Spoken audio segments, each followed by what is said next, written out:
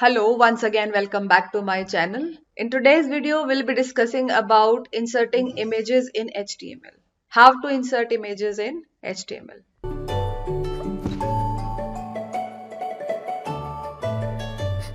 Which are the various formats supported by HTML? .gif, that is graphics interchange format, .xbm, that is xbitmap, .jpeg. The tag used is img tag और केवल tag use करने से काम नहीं चलेगा क्योंकि image tag तो use कर दिया लेकिन इमेज कहीं ना कहीं आपके पीसी पर सेव होगी तो आपको उसके लिए एट्रीब्यूट यूज करना पड़ेगा जो कि ये बताएगा कि उस इमेज का सोर्स क्या है, यानी वो कहाँ से आई है, वो इमेज कहाँ सेव है। तो उसके लिए जो एट्रीब्यूट यूज होगा that will be source tag, that is SRC. ये आगे डिस्कस होगा डिटेल में।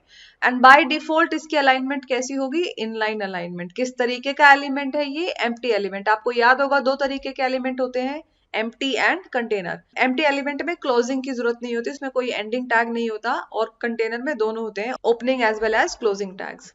इसका काम क्या है? It inserts an image into the document. Which are the various attributes which we will be discussing?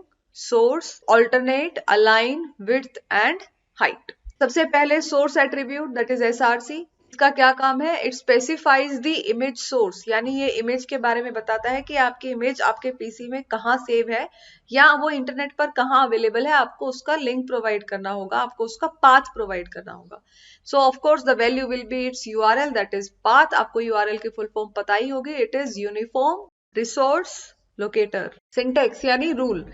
इसका सिंटेक्स क्या होगा? टैग, जैसे हर टैग एंगल ब्रैकेट्स में एनक्लोज होता है, angle brackets. img is its tag name, its attribute is source, that is SRC. और attribute की वैल्यू अगर हमें देनी होती है तो हम क्या करते हैं? इक्वल टू लिखकर और डबल कोटेशंस में उसकी वैल्यू को मेंशन करते हैं। तो यहाँ पर हमारी वैल्यू क्या रहेगी? यूआरएल यानी पाथ।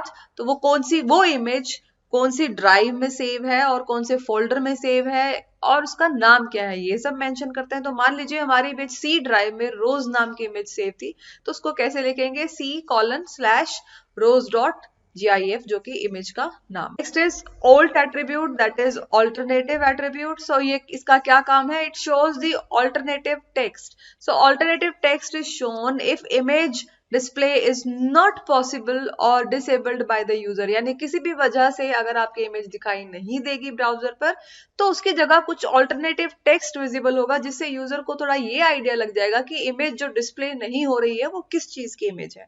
और सिर्फ इतना ही नहीं, अगर मान लीजिए कोई विजुअली इंपेयर्ड इंसान है और उसने अपना रीडर मोड ऑन किया हुआ है तो उसको भी ये आइडिया लग जाता है कि वेब ब्राउजर में इस पर्टिकुलर लोकेशन पर कोई इमेज है और वो किस चीज की है। इसका ये भी फायदा है। Then it also gives indication to the user that the image is missing, यानी यहाँ कोई इमेज थी और वो मिसिंग है किसी ना किसी रीजन से। And then if I talk about its value, यानी जो हमने उसमें टेक्स्ट लिखा है वो कितना कितना लंबा हो सकता है, कितने कैरेक्टर्स उसमें यूज हो सकते हैं, दैट इज 1024। उसमें आपकी स्पेस और पंक्चुएशन मार्क्स भी इंक्लूड होंगे। So its syntax is img tag के अंदर आप क्या लिखेंगे? You will be writing here alternate attribute और उसकी वैल्यू लिखेंगे। जैसे मान लीजिए मैंने यहाँ डबल कोटेशंस में जो टेक्स्ट लिखा है यही टेक्स्ट शो होगा जब आपकी इमेज शो नहीं होगी तो। सो मैंने यहाँ क्या लिखा है? एन इमेज ऑफ रोज। अभी तो आपको बहुत इजी सा लग रहा है क्योंकि इमेज टैग जो इमेज थी वो रोज की थी, तो आप सोच रहे हैं ये भी क्या लिखने की बात है, एन इमेज ऑफ रोज। जब रोज के बारे में आर्टिकल है तो पता चल ही जाएगा कि रोज की इमेज है। लेकिन कई बार वेब पेजेस इस तरीके के होते हैं, उसमें ऐसी चीजें होती है कि हमें उनके बारे में पता ही नहीं होता है, हमने वो कुछ सर्च करने के लिए किया है, तो उसमें जो इमेजेस है वो बड़ी यूजफुल रहेंगी कि अगर हमें पता लगे कि ये किस चीज की इमेज है, क्योंकि जरूरी नहीं ना हर चीज जो इमेज में है उसका हमें पता हो। Then is title attribute. Title attribute का क्या काम है? It display tool tip text. उसका नाम ही बता रहा है कि वो एक टूल है जो टेक्स्ट की फॉर्म में टिप्स देगा। यहाँ पर टिप का मतलब पैसे से नहीं है, यहाँ पर टिप का मतलब जैसे हम एग्जाम में अच्छे मार्क्स लाने के लिए बच्चों को टिप्स देते हैं, तो ये वो उस तरीके के टिप्स की बात कर रहा है। इसका सिंटेक्स क्या रहेगा? इमेज टैग के अंदर हम टाइटल एट्रीब्यूट यूज करेंगे और उसके अंदर उसकी वैल्यू देते हुए जो भी टेक्स्ट लिखेंगे वही टेक्स्ट आपका शो होगा। टाइटल एट्रीब्यूट और ऑल्टरनेट एट्रीब्यूट में क्या डिफरेंस है कि ऑल्ट एट्रीब्यूट के अंदर जो टेक्स्ट लिखा हुआ है वो कब विजिबल होता है? जब आपकी इमेज डिस्प्ले ना हो। टाइटल एट्रीब्यूट का क्या यूज है? चाहे इमेज डिस्प्ले हो चाहे इमेज डिस्प्ले ना हो, दोनों ही केसेस में अगर आप अपना माउस उस इमेज वाली लोकेशन पर उस पे इमेज पर होवर करेंगे यानी जब उस इमेज पर लेकर जाएंगे तो आपको टूल टिप दिखाई देगा, जिससे आपको ये आइडिया लगेगा कि ये इमेज किस बारे में है। ओके, अब कोड देखते हैं इसका, ताकि आपको अच्छे से समझ आए कि टाइटल एट्रीब्यूट का क्या काम। इमेज टैग के अंदर हम एट्रीब्यूट लिख रहे हैं टाइटल, डबल कोट्स में let me write tool tip, no, let us write rose image in double quotes, ताकि जब मैं इमेज पे होवर करूं तो क्या लिखा है, रोज इमेज। देखिए जैसे ही मैं माउस को इमेज पर लेकर जा रही हूँ, यहाँ क्या लिखा आ रहा है, रोज इमेज। तो आपको टूल टिप समझ में आया, ये टिप की तरह अलग से देखो छोटे से बॉक्स में वो टेक्स्ट लिखा आ रहा है, this is nothing but tool tip. The next one is height attribute and width attribute also, will discuss them together क्योंकि ये बहुत इजी से है। आपने कई बार नोटिस किया होगा कि कई वेब पेजेस में बहुत सारी इमेजेस होती हैं, तो वो वेब पेज थोड़ा धीरे धीरे अपलोड होता है। तो जब वो अपलोड हो रहा होता है तो वो शिफ्ट भी हो रहा होता है, बार बार उसकी लोकेशंस में चेंजेस आ रहे होते हैं। पहले जो टेक्स्ट आपको बिल्कुल शुरू में लिखा हुआ दिख रहा था वो शिफ्ट होता चला जाता है क्योंकि वहां पर कोई इमेज आनी थी, तो वो वेब पेज उसको जैसे जैसे धीरे धीरे इमेज अपलोड करता है उस टेक्स्ट को शिफ्ट करता जाता है। तो इस तरीके की इरेटिक शिफ्टिंग जो है वो थोड़ी डिस्टरबेंस पैदा करती है, ऑल्सो वो डॉक्यूमेंट की अपलोडिंग को थोड़ा स्लो डाउन कर देती है। बेटर रहता है कि हम अपने वेब पेज में पहले से ही हाइट और विड्थ मेंशन करके रखें। इससे why this is done to avoid erratic shifting of the document, and also अगर हम ऐसा करते हैं तो ब्राउजर पहले से ही स्पेस बना कर रखता है उसके लिए कि यहाँ तो इमेज आनी है, तो वहां टेक्स्ट आने ही नहीं देता। So browser reserve space before actually downloading an image and it also speeds up the document rendering and it eliminates content shifting. इसका सिंटेक्स क्या है, वही आपका इमेज टैग, उसके अंदर आप एट्रीब्यूट यूज कर सकते हैं, हाइट उसकी कुछ वैल्यू दे दीजिए, जैसे इस एग्जांपल में 100 दे रखी है। ऐसे ही आपका विड्थ एट्रीब्यूट, उसकी वैल्यू यहाँ हमने क्या दे रखी है, 120। ऑफ कोर्स आप अपनी चॉइस की वैल्यू दे सकते हैं।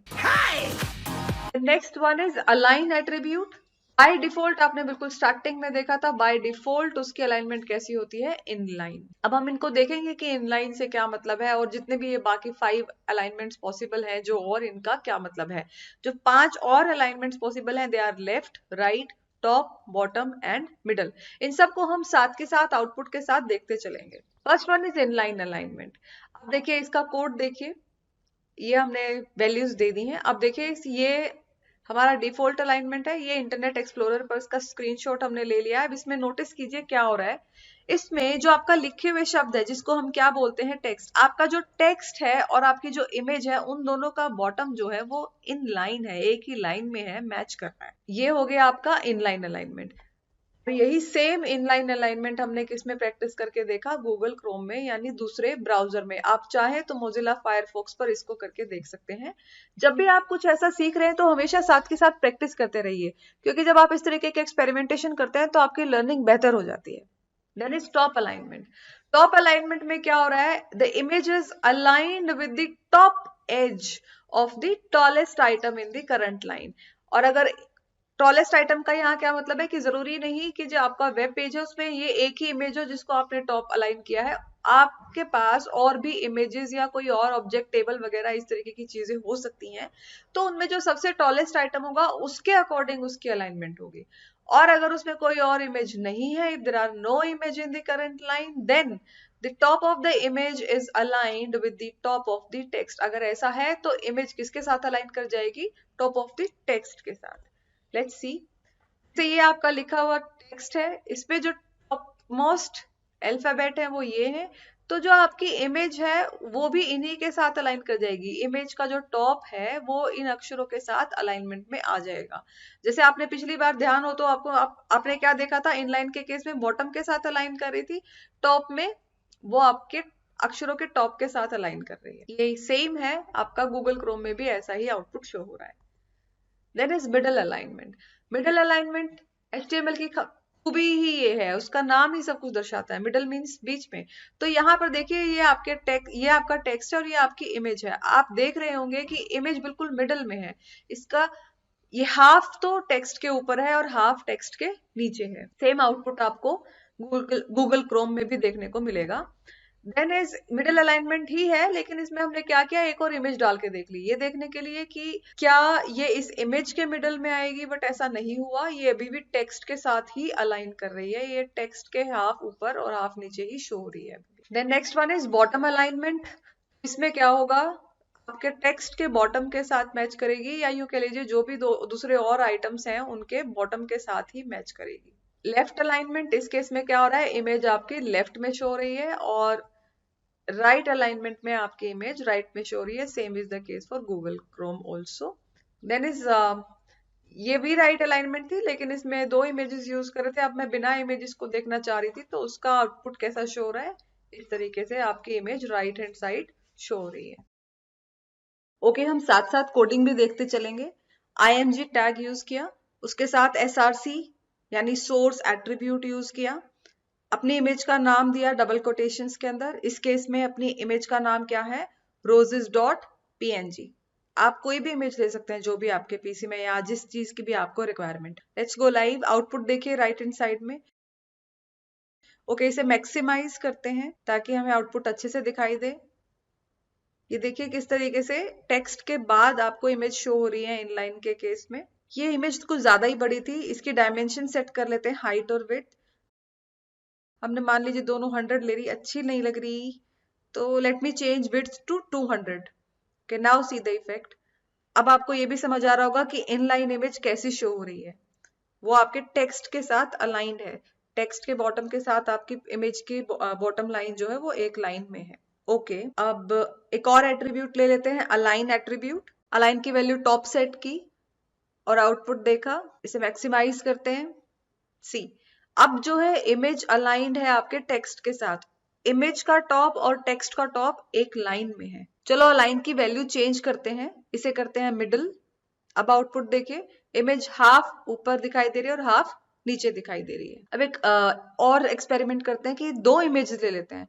तो मैं क्या कर रही हूँ, मैं इसी सेम इमेज को कॉपी कर रही हूँ, तो ये सेम कोड मैंने ऊपर कॉपी कर लिया और सिर्फ डायमेंशंस चेंज करती हूँ। अभी के लिए अलाइन इसको कर देते हैं bottom. C the effect, that's all. तो आप इसी तरीके से प्रैक्टिस करते रहिए, क्योंकि जब हम इस तरीके से प्रैक्टिस करते हैं कोड लिख लिख कर, आउटपुट में चेंजेस देख देख कर, तो उससे हमारी लर्निंग बेटर हो जाती है, साथ के साथ वो ज्यादा लंबे समय तक हमें याद रहता है। अब तक की जितनी भी अलाइनमेंट्स थी, वो सारी की सारी अलाइनमेंट्स आपकी इमेज को किस तरीके से अलाइन कर रही थी, देवर अलाइनिंग इट वर्टिकली। लेकिन अगर आप अपनी इमेज को हॉरिजॉन्टली अलाइन करना चाहते हैं, तो उसके लिए कोई भी एट्रीब्यूट नहीं है, उसके लिए एक सेपरेट टैग है, और उस टैग का नाम क्या है, सेंटर टैग। तो यहाँ पर आप क्या कर सकते हैं, जो आपका इमेज टैग है उस पूरे इमेज टैग को किसके अंदर एनक्लोज कर दे, किसके अंदर रख दे, सेंटर टैग के अंदर। So if you put it within the center tag, your image will be aligned horizontally. Let us have a look at the code and its output. अब आप देख रहे हैं इस टैग को यूज करने से जो इमेज है वो सेंटर में आ रही है, लेकिन ऐसा नहीं है कि वो सेंटर में हाफ टेक्स्ट के हाफ ऊपर और हाफ नीचे है, नहीं। वो देखिए मदर वाला जो टेक्स्ट है, हैप्पी मदर्स डे, वो ऊपर है, बाकी इन सबके बीच में लाई कर रही है वो। So this is the difference between middle alignment and centre tag. So that's all for today. In today's video, we learned how to insert images. That means it includes image tag, source attribute, alternative text attribute, title, align attribute, width attribute, and height attribute. Thanks for watching the channel. Do not forget to subscribe and like the channel. And in the next video, we'll be talking about anchor tag, or we can say A tag, or hyperlinking.